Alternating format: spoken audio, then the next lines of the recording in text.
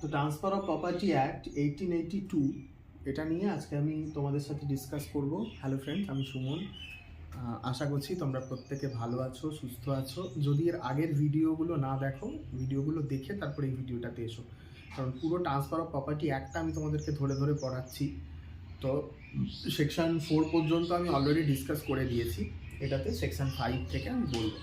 5 যদি তোমরা পড়ো, এখানে কিছু এসেনশিয়াল ইনগ্রেডিয়েন্ট আছে, যেরকম an act, living person, canvas property in present or future conditional, property movable, immovable, intangible, এবং এগুলোই পরপর বলছি। প্রথমে 1 নম্বর হচ্ছে অ্যাক্ট, মানে কোনো একটা অ্যাক্ট করে দিতে হবে। সেই অ্যাক্টটা কি? সেই অ্যাক্টটা হচ্ছে ট্রান্সফার অফ প্রপার্টি অ্যাক্ট মেনে আমাকে দিতে হবে, ঠিক আছে? মানে আমি ধরো উইল করে দিলাম, প্রপার্টিটা উইলে গেল কিংবা সাকসেশনে গেল, তাহলে কিন্তু এই ট্রান্সফার অফ প্রপার্টি অ্যাক্টটার ভেতরেই আসছে না। ওই জন্য এখানে অ্যাক্ট মানে ট্রান্সফার অফ প্রপার্টি অ্যাক্টের কথা বলেছে। লিভিং পারসন মানে কি? কোনো বেঁচে আছে, যেরকম এখানে লিভিং পারসন মানে হচ্ছে যে ট্রান্সফারটা করছে, ট্রান্সফারার যে দিচ্ছে, এর মধ্যে কিন্তু কোম্পানিও পড়ে। আবার তোমরা যদি জুরিসপ্রুডেন্স পড়ো, সেখানে জুরিস্টিক পারসনও পড়ে, সেখানে কোম্পানি, কর্পোরেশন, ইউনিভার্সিটি, ফার্ম এগুলো হয়। আচ্ছা, কনভে মানে কি? কনভে মানে হচ্ছে ট্রান্সফার করা। এটা করে অন্য একজন টাইটেল পাবে প্রপার্টিটার উপর, ঠিক আছে? আচ্ছা, in present or future conditional, এই শব্দটার মানে প্রপার্টিটাকে আমরা পরে আসছি। In present or future conditional, এটা হচ্ছে যুগল কিশোর ভার্সেস র কটন কো লিমিটেড। এই কেসটা যদি পড়া হয় তাহলে এটা জানা যাবে, ঠিক আছে? কারণ সব তো বোর্ডে লেখা সম্ভব নয়, আমি যে কথাগুলো বলছি সেগুলো একটু নোট করে নাও। আচ্ছা, এবার আমরা দেখব প্রপার্টির মধ্যে মুভেবল প্রপার্টি হয়, ইমুভেবল প্রপার্টি হয়। মুভেবল কি, মুভেবল প্রপার্টি কি, সেগুলো আমি আমার প্রথম ভিডিওগুলোতে বলে দিয়েছি। আর ইনট্যাঞ্জিবল হয়। ইনট্যাঞ্জিবল মানে যেগুলোকে আমরা ছুঁয়ে বুঝতে পারি না, মানে ছুঁয়ে যেগুলোকে উপলব্ধি করা যায় না, যেরকম কপিরাইট। আদার লিভিং পারসন মানে যাকে আমি প্রপার্টিটা দিচ্ছি, ঠিক আছে? এখানে আমি স্টার দিয়ে লিখে দিচ্ছি।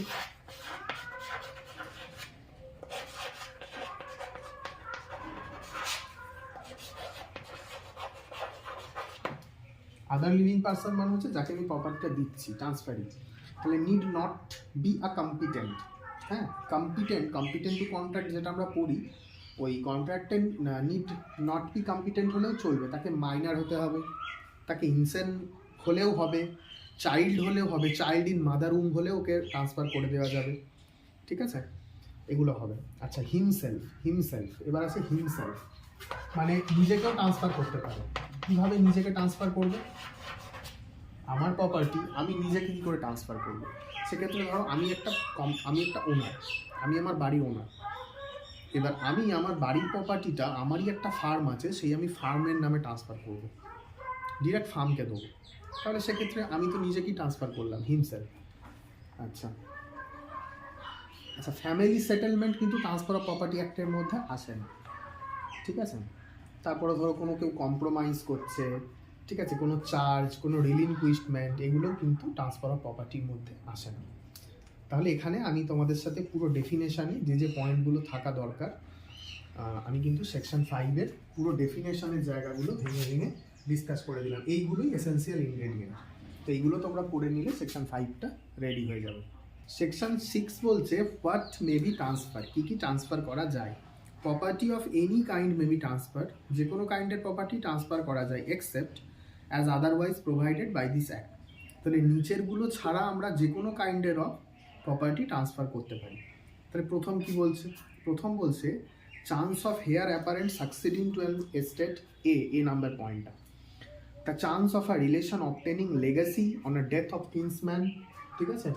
লেগাসি যেটা বললাম। আর লাস্টে হচ্ছে আর আদার নেচার। এখানে এই স্পেস সাকসেশন এটা বুঝতে গেলে আমাদের একটা জিনিস বুঝতে হবে, ঠিক আছে? এগুলো তো আমি পরে আসবো। রাইট অফ রি এন্ট্রি এটা তো আমি পরে আসছি। স্পেস সাকসেশনটা দেখো, এটা খুব ভালো করে বুঝবে। ধরো খুব ইম্পর্ট্যান্ট পয়েন্ট এরটা, ধরো এ, ঠিক আছে, এর ছেলে হচ্ছে বি, সন, তারপর আসছে সি একটা অন্য একজন।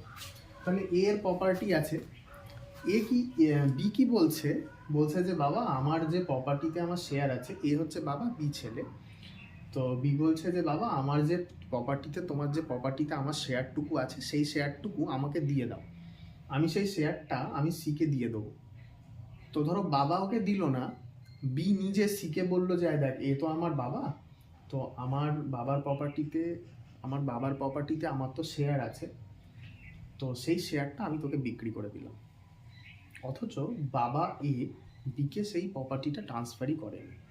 তাহলে হতে পারে যে বাবা এ সে কোনো কারণে ধরো প্রপার্টিটা অন্য কাউকে দিয়ে দিল, হতে পারে যে বি মারা গেল, তাহলে যে বি যে প্রপার্টিটা পাবে এর কি গ্যারেন্টি আছে? ওদের সিকে জোগাড় করে নিয়ে এলো যে আমার বাবার প্রপার্টিতে তো আমার অংশ আছে, বা আমার বাবার প্রপার্টি বাবা চলে গেলে সেটা আমারই, তো আমি এটা এখন তোকে দিয়ে দিচ্ছি, তোকে বেচে দিচ্ছি, তুই আমায় টাকা দে। তো এটা তো নাও হতে পারে যে প্রপার্টিটাও ছেলেকে দিল না, এই প্রপার্টিটা অন্য কাউকে দিয়ে দিল। এটাও হতে পারে যে বি এর আগেই মারা গেল। তাহলে এটাকেই বলে স্পেস সাকসেশন।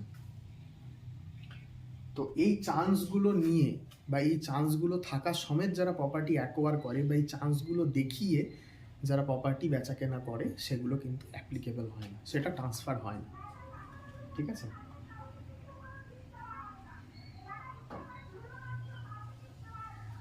ঠিক আছে, এবার চান্স অফ লেগাসিটা দেখো। রিমোটনেস অফ রিলেশন। ঠিক আছে, রিমোটনেস অফ রিলেশন মানে এটা কি? ওই সেই একই রকমই, ওই একই গল্প। রিমোটনেস অফ রিলেশন মানে হচ্ছে ধরো একটি ব্যক্তি বেঁচে আছে এর কোনো ছেলে পুলে নেই, তার মানে তার তোমার হেয়ারদের মধ্যে প্রপার্টিটা চলে যাবে, কেউ না কেউ তো প্রপার্টিটা পাবে। তো সেই হেয়াররা কি করলো, তারা বলছে যে আচ্ছা এই প্রপার্টিটা তো কিছুদিন পর আমাদেরই হবে, তাহলে আমরা আমাদের অংশগুলো অন্য কাউকে সিকে বেঁচে দিই। তো প্রপার্টি তো এখনো তাদের সেই সমস্ত হেয়ারগুলোকে দেয়নি, বা তারা এখনো পায়নি, তারা বেচবার জন্য উঠে পড়ে লেগেছে আর কি। তো সেগুলোও হবে না।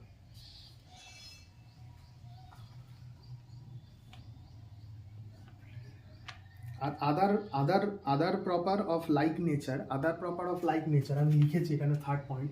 স্পেস সাকসেশনের মধ্যেই 3টে পয়েন্ট আছে, mere chance of legacy, other nature. Other নেচারে কি হচ্ছে দেখো, ধরো আমি আমার বন্ধুর থেকে কিছু টাকা ধার করেছি, এবার বন্ধুর থেকে ধার করার পরে সে বন্ধু টাকা চাইছে, আমি এখন তাকে গল্প দিচ্ছি যে দাঁড়া আমি তো লটারি কেটেছি, লটারিটা বোধহয় জিতে যাই, তারপর তোকে টাকাটা দেবো। ঠিক আছে? বা ধরো আমি বলছি যে আমার একজন বন্ধু আছে, তার নাম হচ্ছে ধরো ডি, তো ডি আমাকে বলেছে যে ও একটা আমাকে কিছু গিফট করবে, তো ও যে গিফটটা আমাকে করবে সেটা আমি বেচে দিয়ে তোর টাকাটা শোধ করবো। তাহলে এগুলো হতেও পারে, নাও পারে। এগুলো তো মানে আমাকে গিফট দিতেও পারে, নাও পারে, আমি লটারিতে জিততেও পারি, নাও পারি। এগুলো সব এই স্পেস সাকসেশনের মধ্যে চলে আসে, এগুলো কিন্তু ট্রান্সফার হয় না। তাহলে কেউ যদি মূর্খ থাকে, সেই এই সি যদি মূর্খ হয়, তাহলে বি এর শেয়ারটা কিনতে যাবে, তাই না? বা ধরো আমি বললাম আমি লটারি পেলে তোকে টাকা মেটাবো, আর লটারি আমি পেতেও পারি, নাও পারি, তাহলে কেউ মূর্খ হলেই কাজগুলো করবে।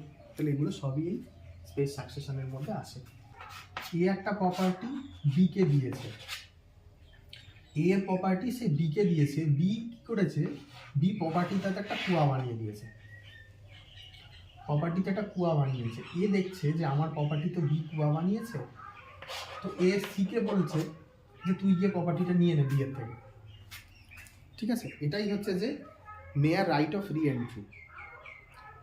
তো সি প্রপার্টিটা ডিরেক্টলি বি এর থেকে নিতে পারবে না, এ তো ওনার, তাহলে এ সবার আগে প্রপার্টিটা বি এর থেকে নেবে, এ যেহেতু নিজে ওনার, তারপরে সেই প্রপার্টিটাও সিকে গিয়ে ট্রান্সফার করবে।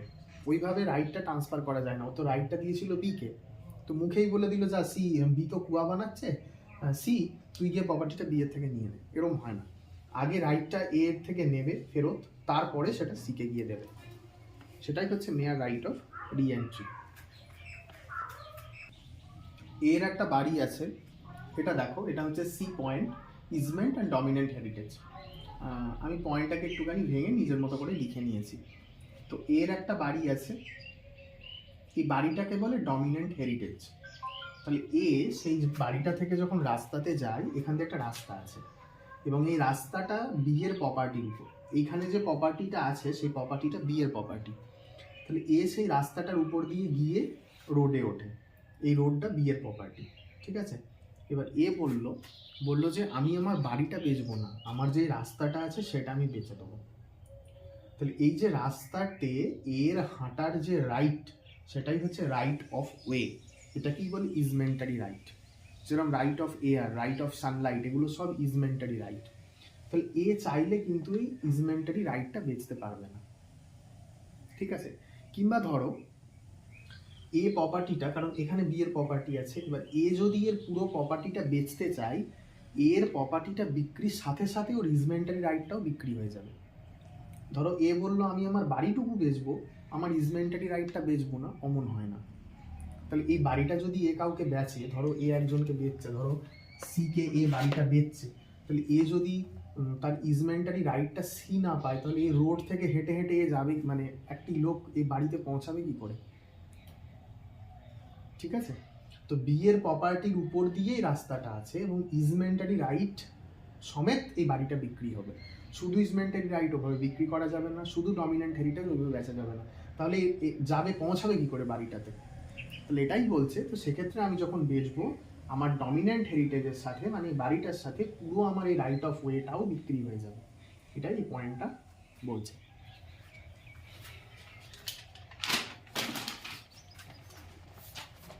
এবার আমরা দেখবো যে রেস্ট্রিক্টেড ইন্টারেস্ট। রেস্ট্রিক্টেড ইন্টারেস্ট একটা জিনিস, রেস্ট্রিক্টেড ইন্টারেস্ট একটা জিনিস দেখো, যে এর একটা প্রপার্টি, এ সেই প্রপার্টিটা বি কে দিল ফর 7 days। এবার এ সেই প্রপার্টিটা বি কে দিয়েছে 7 দিনের জন্য। ধরো বিয়ের মেয়ের বিয়ে লেগেছে কি অন্য কোনো কারণে, ও কোনো কারণে এর প্রপার্টিটা ব্যবহার করতে চায় ফর 7 days। তো বি কি করছে, সেই প্রপার্টিটা এর থেকে নিয়ে ও সেটাকে সি কে ট্রান্সফার করে দিচ্ছে।